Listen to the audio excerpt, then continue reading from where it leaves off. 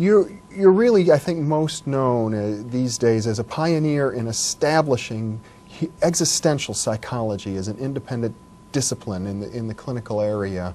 And that's a discipline which, unlike most forms of clinical psychology that rely on a medical model or a behavioral model, relies more on a philosophical model, and you draw heavily on the works, I think, of philosophers such as Sartre, Heidegger, Kierkegaard, who deal with basic notions such as anxiety in a different way than most medical clinicians do.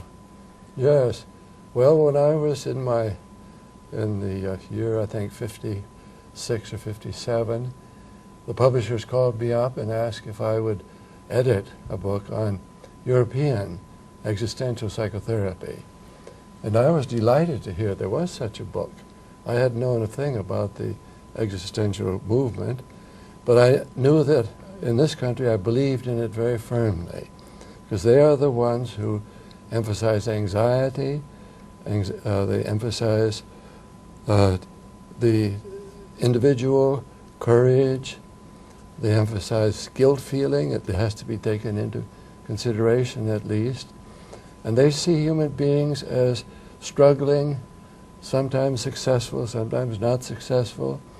And this was exactly the model that we needed for psychotherapy. The medical model had turned out to be a dead end. And I welcomed the chance to edit this book of existential chapters from Europe. And it was, it met my own needs in my own heart. Would I be correct in assuming that when you speak of anxiety, you don't think of it as a symptom to be removed, but rather as a gateway for exploration into the meaning of life? Yes. Well, you got that exactly right. Now, I think anxiety is associated with creativity. When you're in a situation of anxiety, you can, of course, run away from it.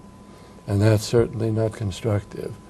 Or you can take a few pills to get you over it, or cocaine, or whatever else you may take. You could meditate. Well, you could meditate, but I think none of those things, including meditation, which I happen to believe in, but none of those paths lead you to creative activity. What anxiety means is it's as though the world is knocking at your door, and you need to create. You need to make something. You need to do something. And I think anxiety, thus, is for people who have found their own heart and their own souls. For them, it is a stimulus toward creativity, toward courage. It's what makes us human beings. I suppose much of our anxiety comes from the basic human dilemma of being mortal, of ultimately having to confront our own demise. Yeah, we are conscious of our own selves, our own tasks, and also we know we're going to die. Man is the only creature, men, women, and children sometimes even, are the only creatures who can be aware of their death. And out of that comes normal anxiety.